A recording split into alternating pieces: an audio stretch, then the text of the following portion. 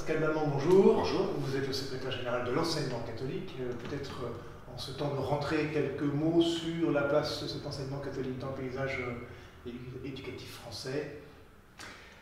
La place de l'enseignement catholique, c'est d'abord, avant les chiffres, c'est la place d'une histoire, c'est la place d'une tradition vivante, je l'espère. C'est la place d'un acteur à part entière du paysage éducatif dans le pays, avec sa culture spécifique, son mode de fonctionnement particulier, et une vitalité qui lui permet d'être reconnu, pleinement reconnu par les parents, par les familles, par le monde scolaire d'une manière générale, et bien sûr par l'État.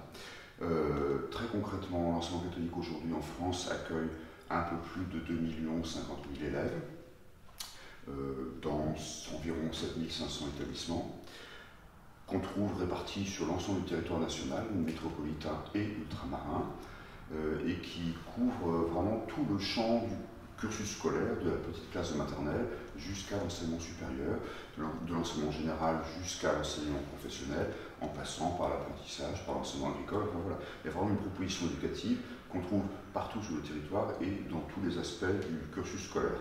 Quand je vous disais 2 millions, un peu plus de 2 millions d'élèves accueillis donc chez nous, dans nos établissements, ça signifie que l'enseignement catholique scolarise grosso modo 18% des enfants et des jeunes de ce pays.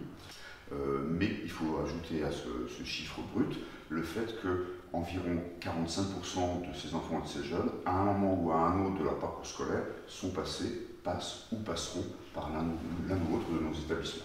Alors la rentrée scolaire, pour la majorité des élèves, s'est achevée ces jours-ci. Peut-être premier bilan à chaud, ça s'est bien passé pour le secrétaire général de l'enseignement catholique que vous êtes? On est déjà engagé dans la préparation de la rentrée de l'an prochain, mais l'essentiel c'est bien sûr ce qui suit pour les élèves, pour les professeurs, pour les personnels des établissements, pour les familles, et pour autant que je puisse en juger à l'heure qu'il est, où la rentrée se passe sereinement, avec confiance. À l'heure des réformes que l'on entend, un ministre qui fait bouger les choses, la semaine de 4 jours, etc., tout cela, l'enseignement catholique l'absorbe, le comprend, s'adapte sans difficulté supplémentaire par rapport aux établissements qui ne sont pas l'enseignement catholique. L'enseignement catholique, il a son projet, qui est un projet d'éducation chrétienne pour tous, et en même temps, il fait partie du paysage scolaire du pays. L'énorme majorité de ces établissements sont associés à l'État par contrat, donc c'est un partenaire loyal. Lorsque les réformes surviennent, eh bien, nous les appliquons, d'autant plus facilement que ces réformes s'inscrivent bien dans notre vision du projet éducatif et de l'école, en ce sens qu'elles mettent l'accent sur la personnalisation des parcours, elles mettent l'accent sur l'orientation, autant de choses qui nous intéressent et qui correspondent bien à ce que nous cherchons à faire depuis toujours. Ces éléments que vous citez, est-ce que ce sont des éléments spécifiques à l'enseignement catholique? Est-ce que vous pourriez donner quelques traits qui font qu'on reconnaît l'enseignement catholique par rapport aux autres?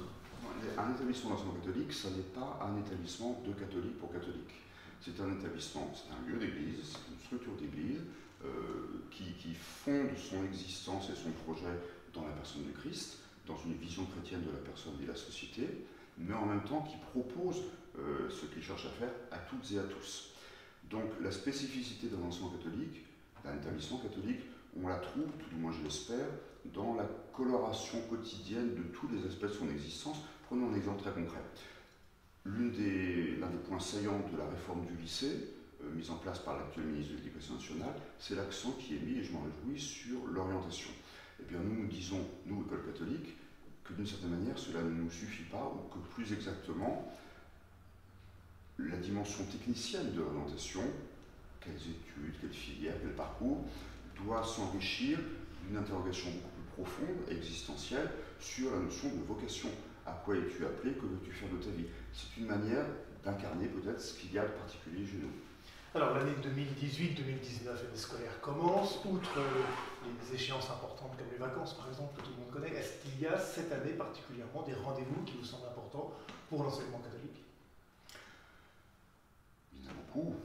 Je ne vais pas être exhaustif. Un premier rendez-vous interviendra dès le mois de novembre à l'occasion de l'Assemblée plénière des évêques de France à Lourdes, parce que lors de la Assemblée plénière, les évêques vont travailler sur une évaluation de la mise en œuvre du statut de l'enseignement catholique qui date de 2013, 5 ans maintenant, et il y aura tout un travail qui ne va pas bouleverser les choses, mais peut-être d'ajustement à la marge, de relecture et de poursuite, d'approfondissement du sillon tracé. Ça, c'est un premier rendez-vous.